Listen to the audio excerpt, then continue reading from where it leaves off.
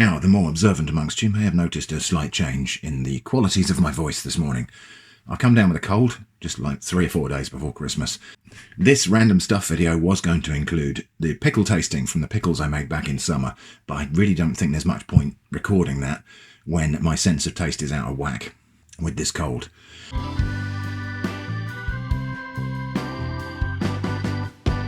What I need is some chicken soup or some broth or something like that. So I'm going to make some lovely stock today, and we'll use that as a basis for some soups that hopefully will put me back on my feet. So we're going to start off, this is some chicken bones, and I've saved these. This is, I think, the carcass of a whole roast chicken, plus 1 or 2 other dinners where we had some chicken drumsticks or legs. So it's a multi-legged chicken, this one. That can go in there. It's frozen. This has been in the freezer, this box. And what I tend to do is I just keep that box in the freezer. I'll wash it out, obviously, before next use. And then when we have a meal that produces bones, especially if they're not casseroled already, you know, if they're roasted or something like that, I'll put the bones in here. When I've got enough, I make stock. In addition to chicken bones, I've got vegetable bones. It's just what I happen to call trimmings that I will put in the stock. So there's a bit of a cabbage core there, some carrot peelings, some bit of celery, parsnip peelings, one of those kind of outer skins of the shallots that was not quite good enough to put in the recipe, but also too good to throw away. So that all goes in there. Another pot of veg bones. And so this one's got, let's have a look, onions, carrots. I can see mushroom stalks there. Let's see what else we've got in there. I might need to bash this up a little bit because it's been pressed into one big block. Yep. So we've got, that looks like parsnip. No, that's celeriac, carrot, celery, more carrot, mushroom stalks, onions, bit of red pepper. Now I've got to make that fit. So we'll just kind of bash it down. It will, once it starts to cook, settle down a lot more. Okay, I've got some bay leaves from the garden. And one little lonely clove of garlic that was lurking in the kitchen. So we'll just cut that in half. And that can go in there. Right, we're going to need some liquid. So I will be adding water, but I've also got this. This is the deglaze from the pan. I roasted some chicken legs last night, and this is the deglaze from the pan that also had roast vegetables and all sorts of things. So there's quite a lot of yummy, it looks like dirt, I know, but there's quite a lot of yummy flavour in there. We will also have about 1 litre of water. Ought to be enough, I'm just going to check. Yeah, maybe a little bit more. So let's put some more, just plain water. Now I'm not adding salt at this stage because you can't take it out. I can always salt this stock later when I use it, and certainly salting at this point would kind of give an instant result, a stock that was almost like a soup already. But as I say, if you put salt in, you can't take it out. So we will make this unsalted and add salt to taste, depending on the usage. Okay, just make sure those bay leaves are submerged. Close that up. And the pressure cooker has a stock setting, which is all to do with the time, the temperature, the pressure, and the way it releases the pressure at the end. And away we go. Right, that's done. It takes a bit longer than the number it says on the front of the machine because it has to get up to temperature and pressure before it starts counting down. Anyway, that's done, and it's ready to strain now. And just look at that lovely, deep coloured, rich chicken and vegetable stock. I'm just going to strain this into a jug. I've got a small strainer and a colander on top. 2 reasons for that. One is the small strainer's got smaller holes, so it will trap more of the small bits, but also it keeps the colander up out of the jug. Now I understand some people do compost this stuff after making stock with it. I don't normally put meat scraps on anything sort of meat based on the compost heap for fear it might attract rats. I'm sure there's rats out there anyway, but I don't want to encourage them. We might have foxes digging through it as well. Right, I will strain the rest of that in a moment, but I wanted to show you what you can do with this stock. So as I said, not feeling super great today. Got a bit of a sore throat and a chesty cough. So I'm going to make a really quick cup of broth from that stock. I mean, you could just drink it as it is. You could just season that and drink it as it is. But I'll show you what I like to do with it. Nice big mug of that beautiful, rich stock. Chinese curry sauce. This is like a paste. Really good stuff, this. Just maybe about that much. This is really quite salty, this stuff, so we don't want too much. But yeah, that's about half a teaspoonful. And then gochujang, Korean fermented chili paste. So again, we'll just have about half a teaspoonful of that.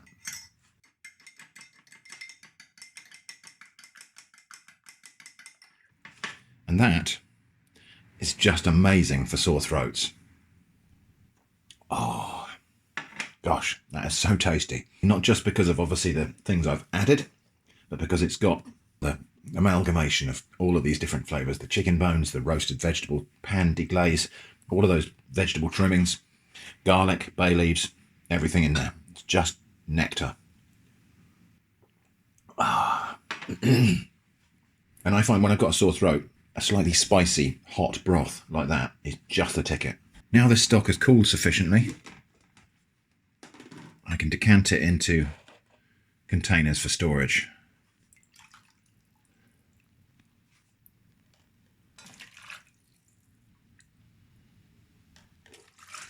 So these old yogurt tubs, they're great for, they can go in the freezer like this with the stock in it. The stock will set like jelly when it's completely cool. And then it can be frozen in these containers for later use. In soups and stews and stir fries and gravy. So there we go. That just needs to cool down completely and then it can go in the freezer. So here's another way I like to use this homemade stock. I've got some carrots, shallot, celery and pepper. We'll give that a little fry in some olive oil just until the vegetables start to soften. Just 1 clove of garlic, a bit of tomato puree and rice. Now I've got this is risotto rice. It's about a cupful of rice and we'll go for that whole tub of stock, which is I think about a litre. Yeah, it's about a litre of stock there, which might seem like quite a lot, but it is going to, this rice is going to absorb quite a bit and some of it will reduce off as well. Dried mixed herbs, about half a teaspoonful. Salt, about half a teaspoonful. So that just needs to simmer away there, and in the early stages I'm going to carry on stirring it a little bit just so the rice doesn't stick to the bottom. As it gets a bit more, the rice gets a bit more plumped up, I'll probably leave it alone. So am I making risotto? Am I making paella? Not really. I'm making something that's kind of a bit like those things, but this is just a savoury rice dish of rice cooked in stock with vegetables. It's going to have some fish in there in a minute as well. See, if I don't mention risotto and paella, people get all uptight about that. If I was to claim that this was that thing, people get uptight and say, I'm not doing it properly. So I'm just making some savoury rice. So that's reduced down a fair old bit now. I said I wasn't going to stir it too much, but there you go. Anyway, I'm just going to taste a little bit of that rice, just actually to test the texture of it. Pretty good, actually. I would say that rice has probably got another 5 minutes of cooking. We do need a little bit more liquid in there. Half a cup of water. We'll stir that in. And I'm going to get that temperature right back up again. Okay, yeah. Because I've got a couple of fillets of, these are wild red salmon fillets. Just going to lay them on the top like that. And some prawns, peeled and deveined. And so this fish and the prawns are just going to get poached in the stock as the last little bit of it absorbs into the rice. I'm just going to flip that salmon over so the thicker part gets poached. Yeah, those prawns are getting close to done now. Just give them a little bit longer. Now, I'm sure there'd be nothing wrong with actually eating that salmon skin. The salmon skin's quite nice, although soggy like that is probably not the best way to have it. Crispy is better. But I'm removing it because that's a little treat for Doggo. I'm turning the heat off now because this just needs to stand for a few moments just to let the last little bit of stock equalise with the rice. So as I say, I don't really care if people think this is paella or if they think it's definitely not. It's a nice dish of succulent rice in stock. So just give that a little taste. Adding the stock to the rice is as much about texture when you're eating it as it is about flavour. It's got this wonderful stickiness to it. It's the 29th of December and we've decided to come to Seatown today for a bracing winter walk on the beach. And I think it does promise to be quite bracing. Look at that surf.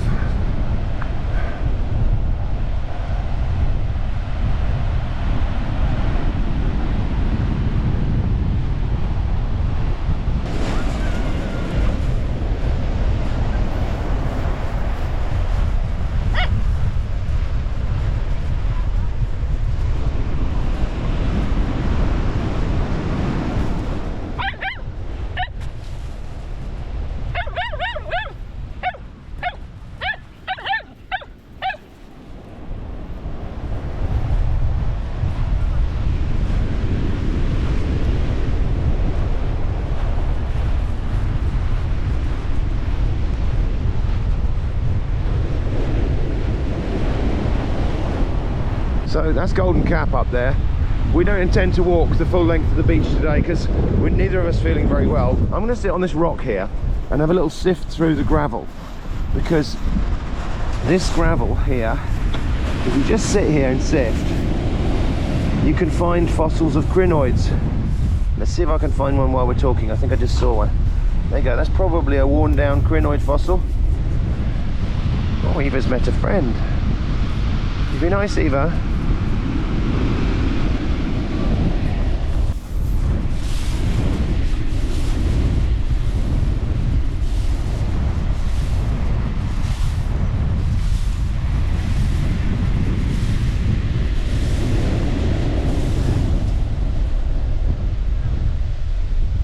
Okay, not a fossil, but a lovely piece of Lyme Bay agate there.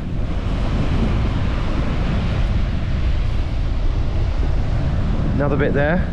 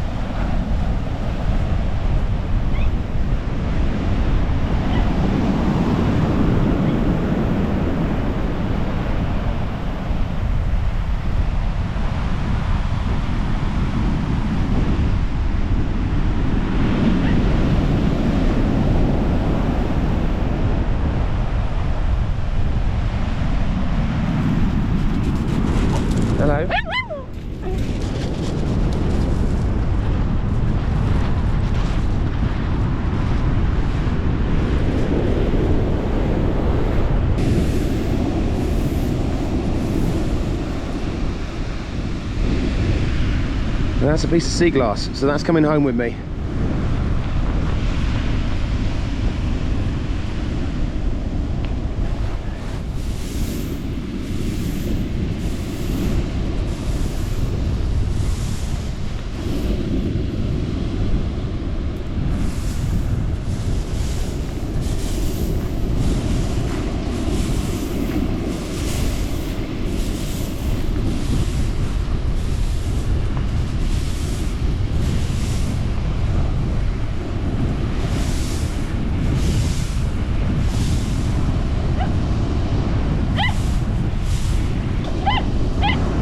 Right, there we go.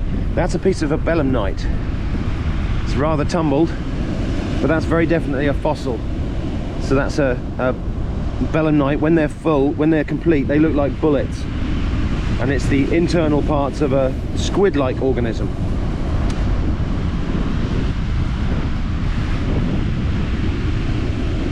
Fossil remains of that, obviously.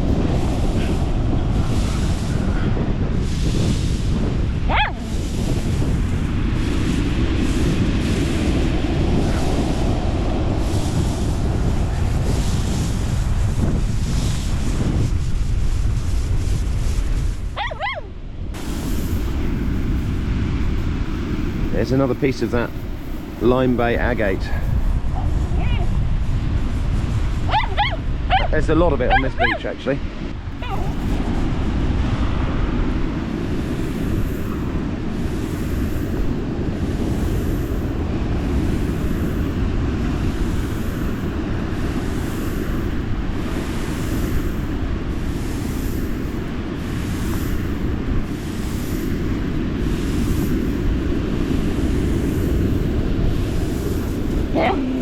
Not helping.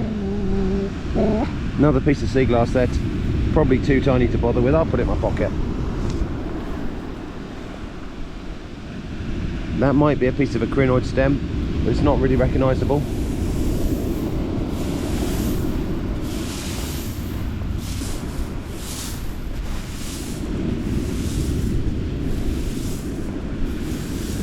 Eva's seen me digging in the gravel and she's like, hey, that's my thing. You stole my idea.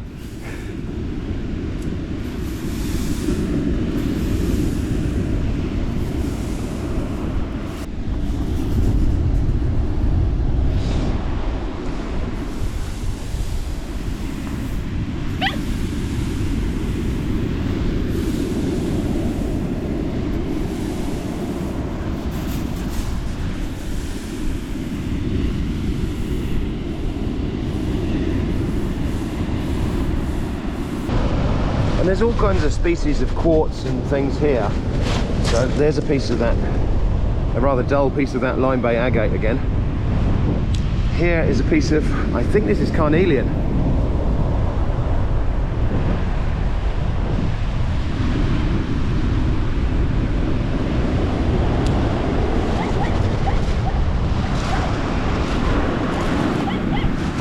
Oh, right, okay, well that's a section of an ammonite. You can just about see the trace of the shell there. Very, very tumbled and worn though.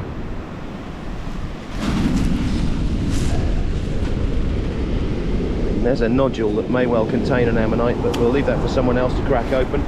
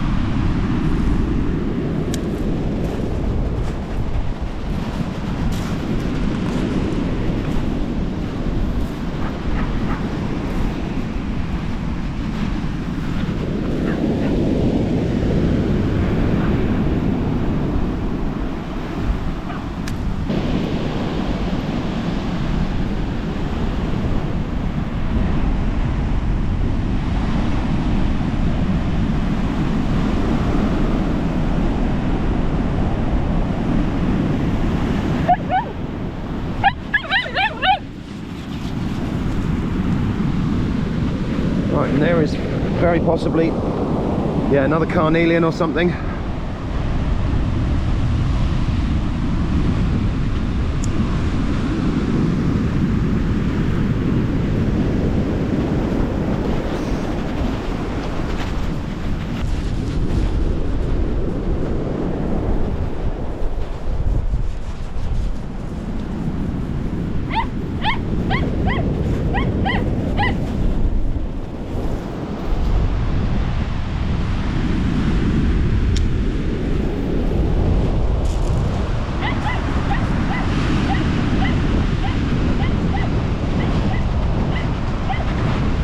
raptors up the top of the beach barking at rocks. Oh look, there we go, there's another piece of that stuff.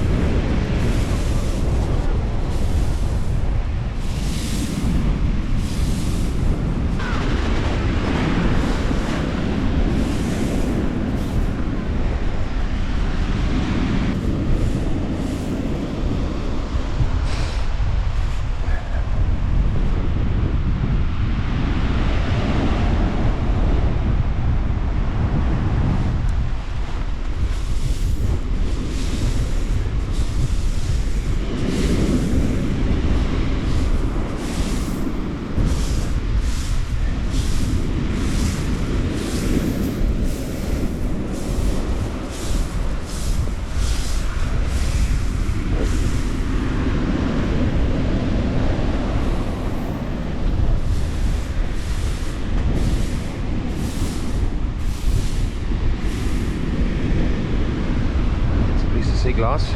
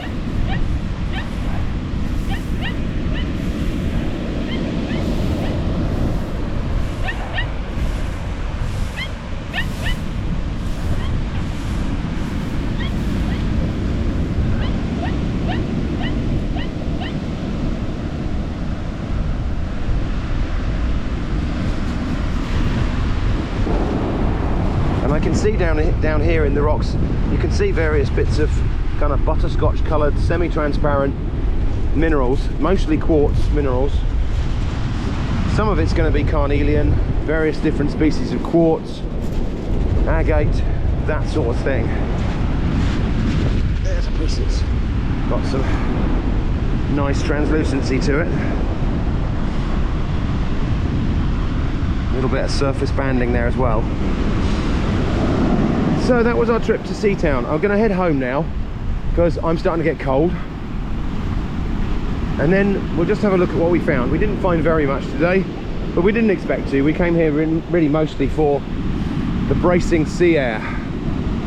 So see you in a minute at Shrimp Cottage. Okay, well here's the haul from yesterday's trip to Seatown. Not a lot there, but we didn't go there looking for fossils mainly anyway. We went there just for the sea air. So let's just have a look what we got. So, well, sea glass to start with. 6 pieces of sea glass. Not very big, but that one's an interesting colour. Sort of bluey green there. So that'll just go in my sea glass jar that's on the windowsill. This little piece of ammonite fossil, very worn down. But actually, I suspect if we polished that, we might see some structure in there as well. In fact, it looks like, is that a smaller ammonite fossil on top of it? It could be. To get the magnifying glass out, get a good look at that. And it's got 2 pieces of belemnite fossil. I'm just going to grab a different belemnite. So these are belemnites that I found on an earlier visit to the same beach, actually. This was found on Seatown Beach. So those are relatively unworn belemnites. That one's worn a little bit. although the wearing, you can kind of see almost like a segmentation appearing inside the thing as they wear down. That one's relatively unworn, but those are from a different visit. Those two pieces there are quite tumbled. So two little tumbled pieces of belemnite and two little tumbled crinoid stems. I hope you can see there. I'll try and get close-up photos, but you can see the stem segments there. And with this one, you can still see sort of residual traces of the pentagonal cross-section of the stem. And again, here's one from a previous visit to Seatown Beach. This is a relatively unworn specimen, probably only just weathered out when I found it. And it's a pentagonal star in cross-section, and you can really see the segments there. And sometimes these segments break up and you just find tiny little flat star-shaped pieces called fairy coins. In fact, on the end there you can see a really intricate pattern. I'll try and get a close-up of that as well. But as I say, that's from a previous visit. These are from the visit yesterday. So that's the haul. Not a lot, but we had a nice time in the bracing sea air. Jenny's been out in the garden this morning and just clearing the last of our little raised beds, has picked all of the leeks, which didn't really come to much, but we've got some. And in that bed, we also had potatoes. Now, I thought we'd dug them all up, but you always find a few more when you dig over a potato patch. Sadly, looks like the fork went through that one, but we'll just work around that. So, it seems pretty obvious that I need to make some leek and potato soup today. First part of that is going to be cleaning up these leeks. Now, these did just come from the garden, so we'll trim off the roots. I know some people say you can regrow this bit. I just don't think it's worth it. And leeks nearly always have, well, there's a bit of, that leaf is not worth having on the outside. There's nearly always dirt inside of the leek. Some people just chop the whole thing up and rinse it to get the dirt out. I'm not sure I like that method because I feel like I'm washing dirt into it as much as out of it. What I tend to do is just split that down there, because nearly all of the dirt is just up around the top of these leaves here. It gets trapped in this little joint here. And so all I need to do is just open it up like that and then run that under the tap. Making sure I open up every little leaf like that. There we go. That's all of the dirt out of that leek. And yeah, it's still in one piece, which makes it easier to cut and easy to divide into white and green, which is important later. There were some straggly sort of yellowed ends on there. Jenny's already trimmed them off. But yeah, I'm going to lose probably an outside leaf off of each one, just because, well, it's withered a bit. Same story for all of these leeks. Interestingly, these produced a little bulb on the bottom of each leek, which is unusual. So yeah, we'll just have that. You can see it's almost started to form a bulb around there, but that's no use for what we're doing today. So again, we just lose the roots there, cut from about there down. There won't be any dirt down in here. It's too tightly bundled. The dirt, as I say, all gets trapped up at the top here. So, leeks all washed and prepared, board wiped down, and I'm going to divide this into roughly, well, 2/3, 1/3. So the really green bits at the top, I'm going to shred those up. So that I'm going to set aside, and this is going to be added kind of late in the cooking process, so it stays nice and bright and fresh and green and works like a garnish. And the more stemmy bits here, doesn't matter too much how I'm cutting these up because they're going to get blended along with the potatoes to make the soup. But I'll cut them into little chunks to make them easy to cook. So a little bit of butter here in this pan. I've got some unsalted and salted just because that's what I happen to have left. I don't want to burn this butter, so turn the heat down, in with those stalky bits of leek.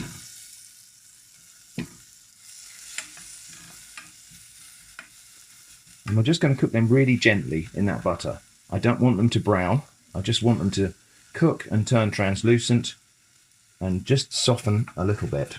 So back over here, these potatoes are a little bit of a motley bunch, actually. Some of them have got, that one's got a hole in. I reckon there's probably somebody living inside of there, probably a little slug, possibly a woodlouse. Let's just chop that end off. I think we'll just lose that bit. And I will lose. Some of the skin on these is a bit corky and rough, and that's not going to, when it blends up in a soup, it'd be little kind of gritty pieces. So I think I probably will peel some of these potatoes. That one as well. A bit scabby and scurfy. Nothing wrong with it, but just the skin is not so aesthetically pleasing. So I think we will just peel the worst of them. I was just going to peel parts of that, but I think we're better off without that skin. It's a shame because there is a lot of flavour in the skin, but unpleasant texture too. And then this one is mostly okay, but I'm just going to peel off a few of the ugly bits where it's got a hole or an eye, whatever. Not going to worry too much about the rest of that. That's good to go. I'll give it another rinse, obviously. Same story with that one. Now this is where the garden fork went through it, so we'll just lose that bit. My leek's over the way, almost cooked too far. I've got a tiny little bit of caramelisation happening there, which I didn't really want, so I'm going to stop. So these potatoes, I'm going to just roughly dice something like that. It doesn't have to be any particular size or anything fancy, because this is going to get blended. So as you can see, we've got different colours of the flesh of the potatoes. This one on the left here is more yellow than that. I don't know if you can see it on camera. So we've obviously got several of the different varieties of potatoes here, at least 2 of my potato varieties that I grew. I have no idea which ones. These look like maybe Nicola. As you can see, I did take those leeks a little bit further than I intended to, but it'll be fine. So enough water to cover them. That's about a pint.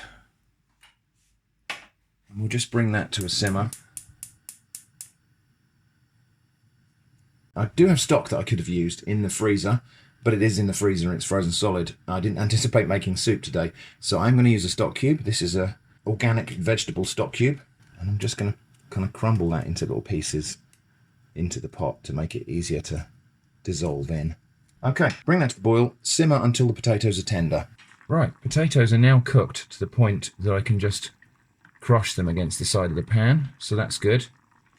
That's done. So now we're going to blend that.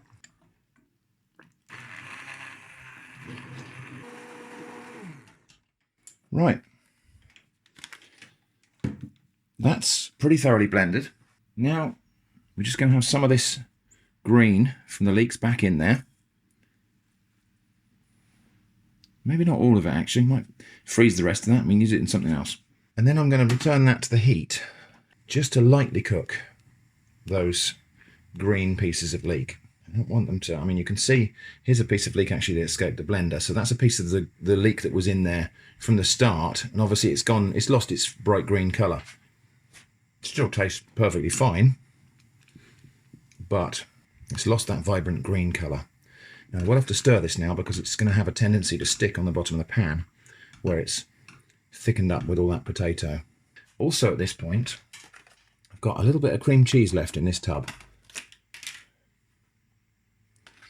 So that's going to go in, and we'll just melt that in, and this will help to enrich it a little bit. And we'll just carefully stir that in to melt it and blend it in. It's about now that we need to have a little taste for seasoning. So it needs a bit of salt. I didn't add that earlier because there's salt in that cheese, there's salt in the butter, there's salt in the stock cube. Another little taste. Yeah, that's about right. Okay, that heat is going to go off now because that is now ready to serve. So, homemade leek and potato soup. Most of it came from the garden. How about that? Now, it being just gone Christmas, we've got some extra thick double cream left over. So I think we'll just have a little bit of that in there. It's not very artistic. Eva, shut up. So a little quenelle of double cream. Really something that would pour would probably be better. And from the garden, a little bit of fresh parsley. There we go, leek and potato soup from the garden. Last kind of harvest of 2023, even though we are in 2024 now. This is the stuff we planted last year. Anyway, I'm going to give this a little taste.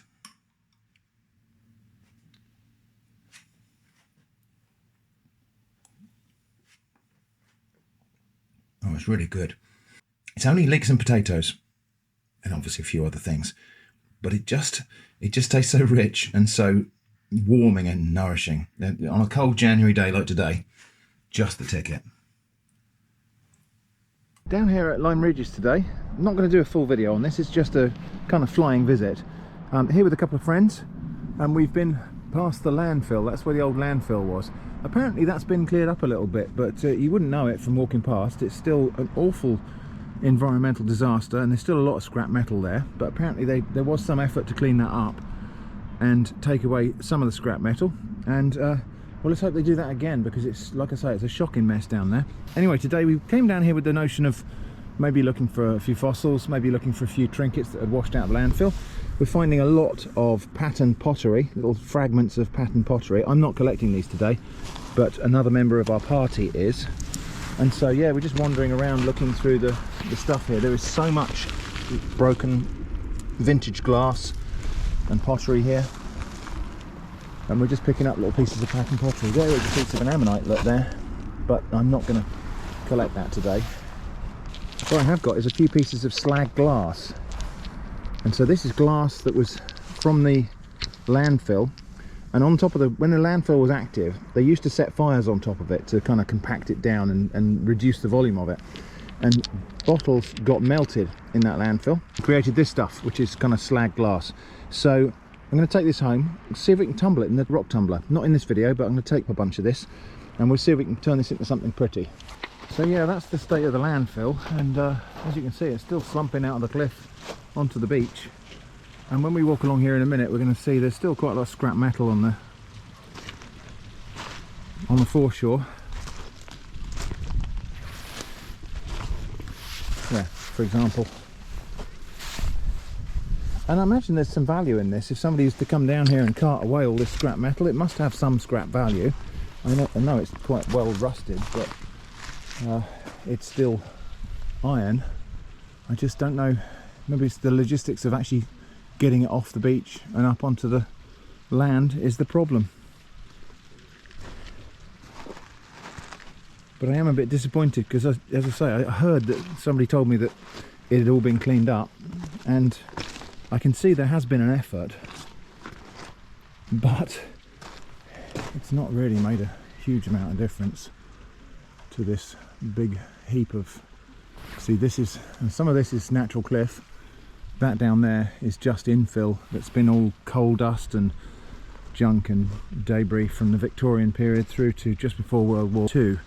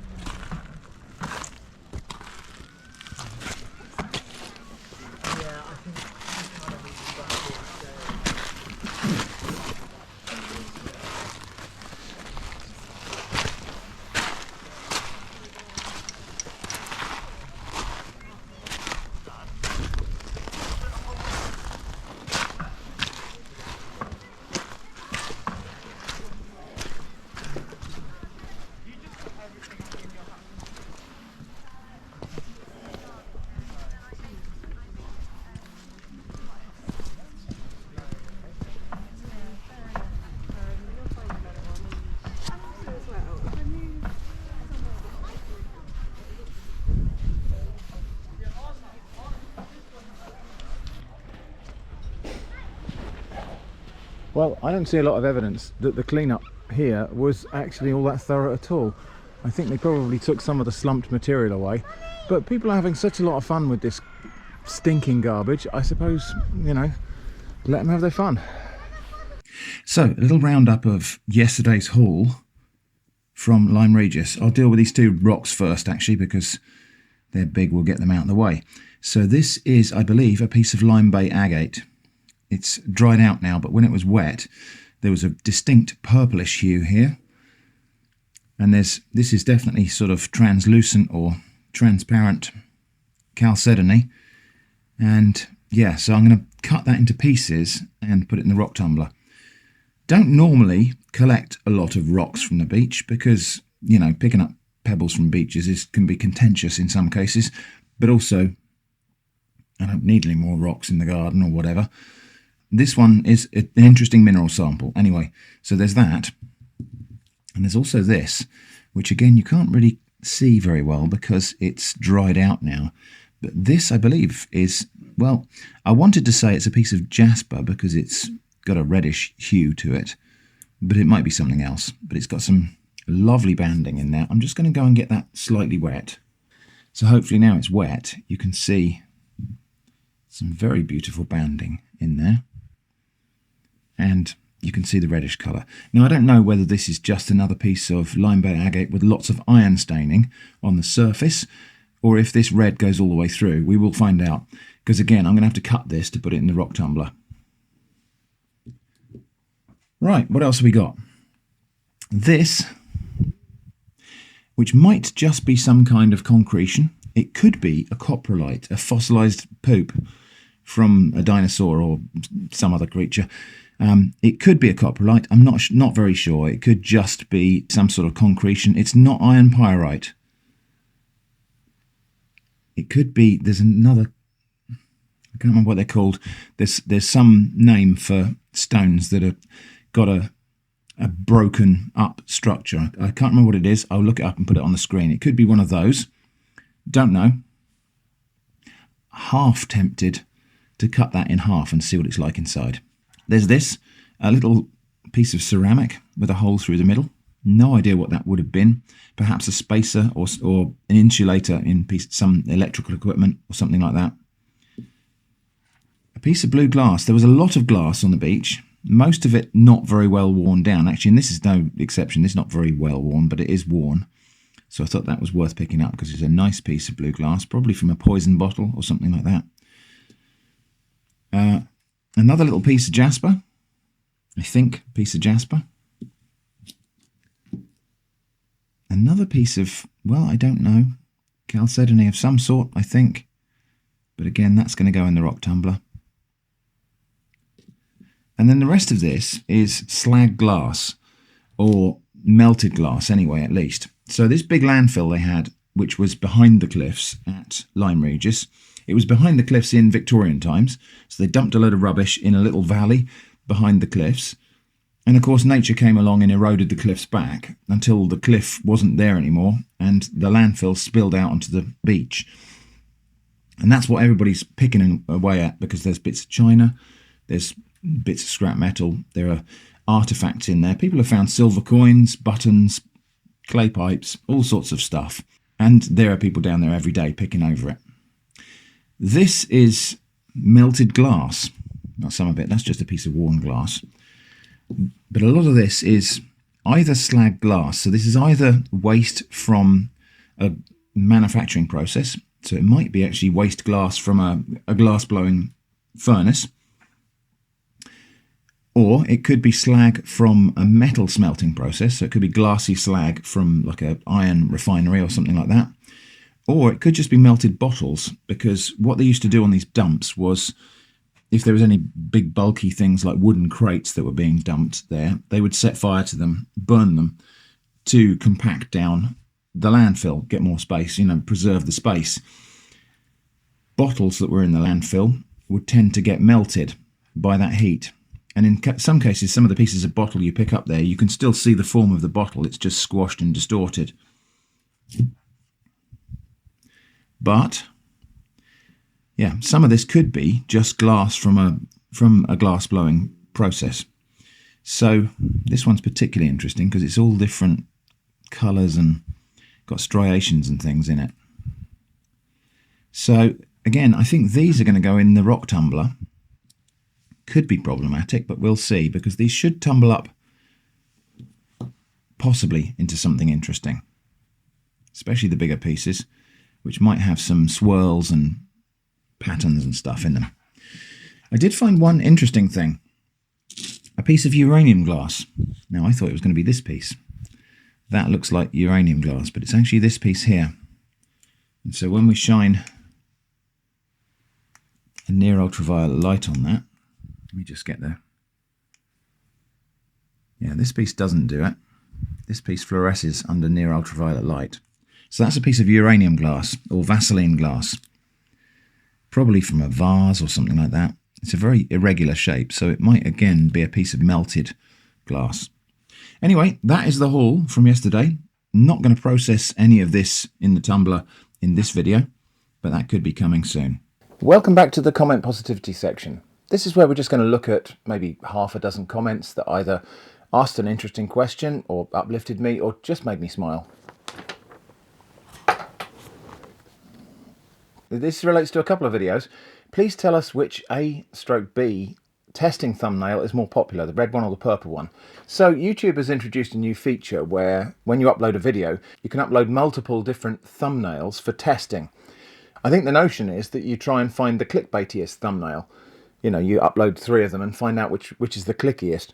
I've been actually just using it really to test what sort of colours people have a preference for. So I'm uploading 3 versions of the same thumbnail, but with different coloured text. I'm not going to try and make clickbaity thumbnails, that's not my style. But I thought it might be interesting really just to see if there is any stats, or if there is any difference on how likely people are to click on a video based on the text, perhaps readability even. So I've been experimenting a little bit with that. Results have been kind of fairly even, to be honest. It doesn't seem to make very much difference what colours I choose.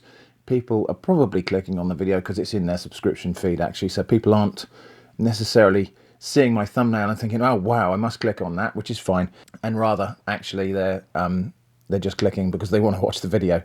There is a tiny little skew towards the first thumbnail that I think of making, so it seems like it is very weakly validating my color choices for text versus background on thumbnails, but it's such a tiny thing it might just be statistical noise.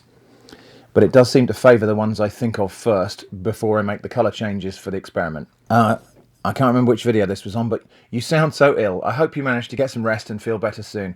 Well, thank you very much for all of your well wishes. Yeah, I was ill over Christmas, and my voice, you might be able to tell, is still not quite back to normal. Still a little bit sort of hoarse, but getting there. So thank you for your well wishes. Yeah, I'm on the mend. This was on the Steal My Ideas video. For some reason, the first thing that came to mind for the potato dessert is that the spud may go well with pistachio. So yeah, this was a kind of lazy upload I did when I was feeling really rough. So I just did an upload of 10 ideas from my lists of ideas I haven't explored yet. And one of them was potatoes as a dessert. And a lot of people rightly pointed out that yes, there are a lot of dessert foods that contain potatoes already. There are potato pancakes. There are various desserts that use potato as a filler or a thickener, or just as a kind of substance in the dessert. So yeah, potato-based desserts already exist. What I was thinking of, however, was something where you eat the dessert and you know you're eating potatoes. You're conscious that you are eating pieces of potato, but it's still a dessert, which does make it a little bit more difficult and specific. And there is a thing out there called glazed potatoes, but apparently not eaten as a dessert, it's eaten as a side. Of course, you can make lots of sweet things with sweet potatoes, but that's not really what I had in mind. Still thinking about that one. I may explore it sometime and try and make sort of candied potatoes or something like that. But yeah, I agree. Pistachio does sound like it would go extremely well with a potato-based dessert, a starchy dessert. Maybe, now that I think about it, maybe we can make potatoes into some kind of dessert that would sit well on a kind of mixed plate with baklava and those kind of Turkish, Persian, Eastern Mediterranean honey-based sweet treats. Maybe honey and rose water, pistachio and almonds, and potatoes. I don't know. We'll come back to that one. This was on one of my cooking videos. Hi guys, to save a bit of money, when I have a tube of something, usually toothpaste, I cut it open and take the remains out. The tomato paste tube would clean up. Cut it open and just soak it in hot water like the dry mushrooms. That is a really useful tip. I used a rolling pin to squeeze the bulk of, or the last sort of bit of tomato paste, tomato puree, to the nozzle end of the tube so I could squeeze it out. But of course there's going to be still maybe a teaspoonful or two left inside the tube that just won't come out. So yeah, cutting that tube open carefully. They're made of metal though, so that might need a little bit of care for sharp edges. But yeah, cutting the tube open and then dumping the whole thing in hot water to just dissolve out the rest of the thing. I might try that sometime and we'll see how much we get out that way. Could be interesting. The unknown tracks in the woods. So I was walking in the woods and I found some hoof prints from obviously a shod horse. So it was a horse with a shoe on it. So not just a wild pony or whatever. It was a horse with a horseshoe. But they were tiny, and I speculated they might be donkeys. Somebody else said, could they be centaur tracks in the woods? Yeah, could be. Could be. I see the little grid keyboard you program for video editing on the desk at the end. How's that working out for you so far? Would you recommend using one? Has it saved you much time, improved your editing process much? Also, the cakes look very yummy. I think I'll give this a go. I can't remember what the cakes were, but yeah. So, my little MacroPad editing keyboard, I have found it absolutely invaluable. I still only probably routinely use maybe half a dozen of the shortcuts on there, but the ripple cut, having the ripple cut features on a key that I can just do a single press and I can cut and trim the end of a video clip or cut and trim the start of a video clip or just split, absolutely invaluable. And when I had to do some editing on a PC that I didn't have that keyboard with me, I was conscious how difficult it is without all of those shortcuts on my left hand. So it might be prudent for me to buy a spare one of those and have it set up ready in case that one breaks, because it is a massive time saver. Now, it's not as adaptive as a Stream Deck or something like that, but for what I need, which is a single purpose keyboard with my most common single button shortcuts on it, absolutely invaluable, and it's saved me a huge amount of time and effort. And I can't imagine doing the video editing process efficiently without it now. The trolling about the flickering. Okay, so when I did my video about LED displays, I talked about the oven clock flickering on camera, and I gave a warning saying, okay, I'm going to remove it now. And then I did my usual thing, which was cover it up with a banner saying the oven clock flickers on camera. Which I normally do just because I don't want to trigger anybody's photosensitive conditions. But I think what we will do now, I will cut in a little bit of video where we will look at the flickering of the oven clock. But what I'll do to make it so that it doesn't trigger anybody's photosensitive problems, I'll slow it right down so we can actually examine the flickering in slow motion, as it were. So here's that now.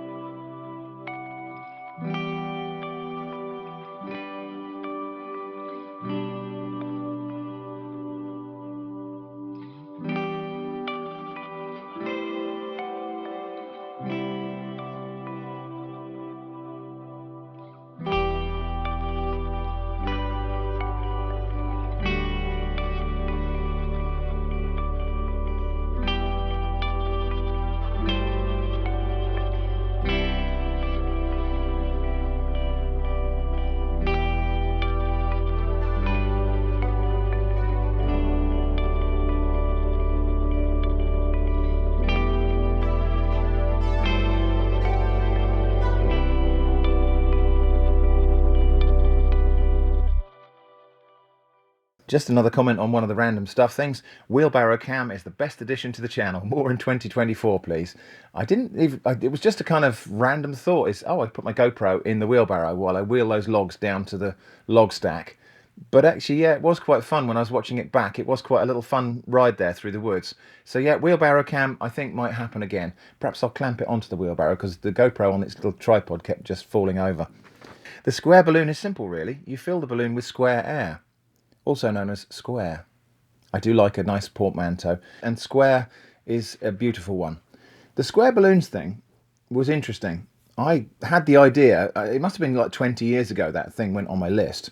And yes, of course, you can get square mylar balloons, those shiny polyester film balloons that can be made in all sorts of different shapes. You can get squarish ones of those, but that's not what I had in mind. What I had in mind was a latex rubber balloon, you know, your old-fashioned round rubber balloons that make a squeaky noise when you squeeze them. And I was just thinking that you could make those square just by engineering the way that they bulge. So if you think about a round balloon, and if you weakened the rubber in a little patch of it and then blew it up, you would find a blister came up on that patch, a lump. And so you'd have a round balloon with a lump on it. Now I think by carefully engineering those weak patches and making lumps on lumps on lumps, you should be able to make any shape you want. You should be able to just allow that to extend out a little bit more. So you'd make a big lump and then maybe 2 smaller lumps and then 4 smaller, even smaller lumps around those to approximate a corner. In much the same way that adding sine waves to make a square wave can be done. Anyway, that was the square balloon idea. But yeah, perhaps it would be just easier to use square air, also known as square. And finally, Too Good To Go. Now, I did use the Too Good To Go app in an earlier budget video, and it was a bit of a disaster because of the selection of things I got.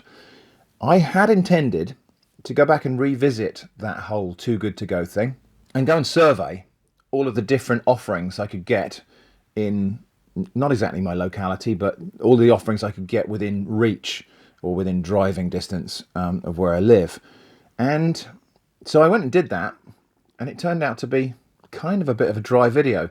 So it wasn't, I felt, interesting enough to be its own video.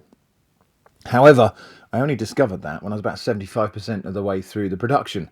So most of the work was done for a video that wasn't really exciting enough to be a main video.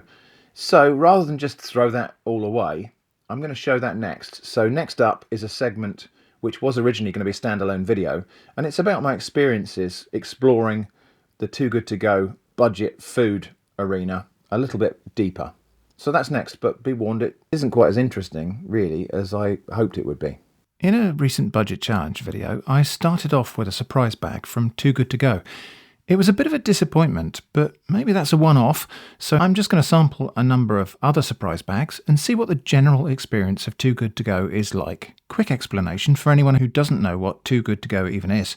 It's an app where you can buy reduced price mystery bags of food. These are typically filled with either unsold reduced items that are close to their best before date, or surplus food from places like restaurants where they have to over-cater on certain stuff in order to provide a prompt customer service. The way it works is you select your location. This is not my actual location, obviously, and the radius that you're prepared to travel. Then browse the available bags. You get a little bit of information about what might be in the bag, but it's a bit of a gamble and a lucky dip, which for me is notionally part of the fun. There is a set collection time window for each bag, often corresponding with the end of day of the store or restaurant. But with some places it's just other times of the day. Whatever workflow suits the store, I suppose. In theory, you get a bag of food at a bargain price. The food that would otherwise be wasted isn't, and the store still gets a bit of money from the sale. And they save a bit of money on waste disposal. That's the theory. Here comes the practice. So to revisit my first experience of Too Good To Go, I reserved a bag from a Spar convenience store near Dorchester for £3.39. Unfortunately, that bag was cancelled by the store before the collection time. As I understand it, this happens when the amount of food they actually have spare falls short of the amount they predicted. That can happen, I suppose. At that point, I was under time pressure to do the thing I was trying to do, which was a budget video, so I quickly reserved one of the few remaining surprise bags, this time for £4, from an M&S mini supermarket attached to a BP petrol station in Weymouth. This bag turned out to contain a couple of prepackaged meal items, 2 Danish pastries and 3 onions. This was part of a budget meal video, and so it made that video a bit absurd. On paper, the value of the surprise bag was good, but only because the initial price of these items in that M&S store was really high. That's probably enough said about that one, as there's more detail in the other video, which I've linked in the card and description. Moving on, I tried again with that £3.39 bag from the Spar convenience store in Poundbury. This time it wasn't cancelled, so we'll go over to Roving Shrimp to get the bag. Okay, here's the haul. Now, I could have chosen stuff here actually, because he took me around to the reduced section and he would have let me specify what I wanted, but I just said no, just give me what you want. So here we go. We've got pork loin steaks. These look like they're marinated in some something or other. Trouble is with pork, when it gets near to the end of its date, it doesn't look too pretty, but I'm sure that'll be fine if it's cooked. We've got deli chicken, hot and spicy chicken breast, and just some roast chicken breast. So that's it, just 3 items, but I tend to think that plus £1 to spend in supermarket for some bread or maybe some carrots or something, I probably could have done more with that than I could with the stuff we got from M&S. Anyway, so there we go. That's what I probably would have got last time from the spa. Now, I should probably mention at this point, none of the location information you're seeing in screenshots is in any way related to my actual location. In the Too Good To Go app, you can drag the pin and recenter it wherever you like, which is what I did for this and the previous videos. It's quite handy actually, as we can look around and see what sorts of bags are on offer in big cities and other places elsewhere in the country, or indeed in other countries where the app works. But okay, anyway, this bag was really a bit of a catastrophe in several ways. Firstly, the bag wasn't ready on time. I had to wait while the staff scurried around the store and rustled up a selection of reduced items for me. But I'm a patient man, so that wasn't really a problem. What was a problem, though? That pack of pork steaks didn't look quite right. The packaging was sort of bulging and inflated, and the meat inside looked a bit grey. When I got it home, I did go through the motions of starting to prepare it for cooking, but it didn't smell right, and at that point I decided I'm not going to risk eating it. And I have what is often described as an iron stomach, so make of that what you will. I could have gone back and complained, I suppose, but the full realisation of the problem didn't happen until I was back at home, and it was not worth driving all the way back there for that. The cooked chicken seemed to be okay, although I should note there is not a precise correlation between things looking and smelling okay and actually being okay. Anyway, I put the chicken in a sort of ratatouille style sauce and we both ate it, and we're both still alive and well. But there's another problem with this bag that the keen-eyed amongst you may have already noticed. I paid £3.39 for this bag. The marked reduced prices of the items in the bag totalled £2.90. I would have spent 49p less if I'd just walked into the store and picked up these 3 items myself from the reduced section, and honestly I would have chosen something else, anything else other than that stinky grey pork. So we're not off to a great start with all of this, and in the other video folks were quick to point out something that I, as a noob to the app, was not super aware of. There's a rating system, and a lot of people suggest passing over any place that rates less than 4. That BP M&S place has a rating of 3.7, so that checks out. The Spa store has no rating at all showing, which I assume means it's hidden because the number is embarrassingly low. Other Spa stores have a rating, so I don't think it's a company policy to hide it or anything like that. Oh well, still not enough samples really to make any kind of judgments about the whole concept itself. Everything up to now could just be bad choices on my part. So next, I'm going to try Greggs. These typically have a pretty good rating. Unfortunately, my Greggs order was cancelled though, so I couldn't pick that one up and try it. Next, off to Poundbury again, to the Buttermarket stores and post office. A store rating of 4.6 and a £3.39 surprise bag. Over again to Roving Shrimp. Right, so that I think went pretty well. Let's see what they've given me. A pack of 5 mini packs of Cathedral City baked bites. Another one of those. So 2 of those. A Rustler's cheeseburger. A pack of Thorner's sausages. I've had these before, they're very good sausages. So these are Cumberland sausages. And a little tub of hearty 3-bean salad, which I think has got some olives and sun-dried tomatoes and whatnot in it. So that is actually not a bad haul for that money. I'm actually quite happy with that. It's very generous and it's nice and varied stuff. So good stuff. They're going to get a 5-star review. And that's why this store has a 4.6 rating. So we've tried a petrol station and a couple of small town convenience stores. Next up, a bakery in Bridport with a score of 4.5, which ought to be fairly good. So over again to Roving Shrimp. Okay, this is my bag. It's not huge, but let's see what we got in there. So there's a croissant.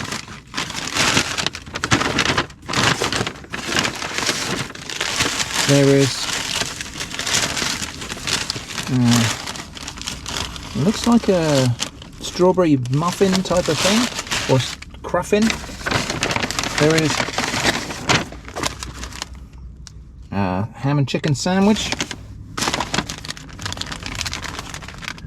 chicken, bacon and avocado, and there is granola and yogurt. So actually not a bad selection there. Pretty good for £3.39. So only 4 items in that bag, but they were all pretty good quality, and that's a nice bakery. I will go there again for a snack meal if I happen to be passing, which is fairly likely since Bridport is on the main east-west coastal route through the West Country. But it's worth mentioning, in making this video, I've done quite a lot of travelling to get these bags, which for me is pretty horribly inefficient, and if I wasn't making a video about it, I probably wouldn't be doing it. But if you live in a city, Too Good To Go is likely to be a way better option for you than it is for me living out in the sticks, simply because of the higher concentration of participating stores and restaurants in a city. You have way more access to things like end-of-day reductions and competitive prices than I do, and possibly only walking distances to travel in order to look for them. Of course, I won't argue that the advantages you have in cities always outweigh or even balance the ones I have outside of a city, or vice versa. If I thought living in a city was better, it would be my goal to move there, and it definitely isn't. I imagine some things are better, some worse, and the definition of better or worse will be different for different people, but specifically Too Good To Go is one arena where city dwellers generally have an advantage over me. In fact, let's just take a look at what happens if I put the Too Good To Go map pin in the centre of London. I mean, even getting there in the zoomed out view, you can see that the options are more numerous. And it's obvious they would be, of course. In London, if you trip up on your way out of Starbucks, you fall into Pret a Manger or Costa or some other cafe or restaurant or sandwich bar or deli. And when we look at the bags on offer, there's another difference. You can get lunch bags, breakfast bags, dinner bags, brunch bags, late night special bags. You can get vegetarian bags. You can even get bags that are specifically going to contain hot food or sushi or pies or soup or juices. You can even get a Harrods bag, although maybe you shouldn't because the score is only 3.8. And it's not just London. I looked at Birmingham. Loads of interesting options there. And it's not just cities, but large towns too. I looked at Basingstoke. Again, lots of choices. Anyway, that's the point. If you live in a large city or town, you probably have more of these options closer to you than I do. That's not something I'm complaining about, it's just the way the world happens to be arranged. I can pick stinging nettles and blackberries in my garden or in the hedgerows around. Folks in big towns and cities can get cheap pies. Anyway, I digress. Now let's try Co-op, which has a variety of different size stores that vary from largish convenience stores to smallish supermarkets. Alright, so this is the bag from Co-op. Let's see what we got. Well, first off, we've got a stone-baked meat feast pizza, not bad. Baby leaf salad. Sliced roast beef topside. And a little bag of carrots. I think that's it. No, that's not it. And a tub of coleslaw. So, there we go, pizza, pretty much, well, I mean pizza and salad and coleslaw, pretty much a meal there, and then beef and carrots.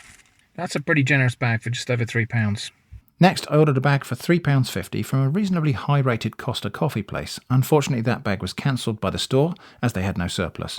So after that, I ordered again from Greggs, £2.59, and with a rating of 4.6. Unfortunately, again, my Greggs bag was cancelled, and interestingly cancelled quite late in the day. I was just about to get in the car to go there, because the other thing with Greggs is that you get a half-hour time window in which to pick up the bag, so you do need to be prompt.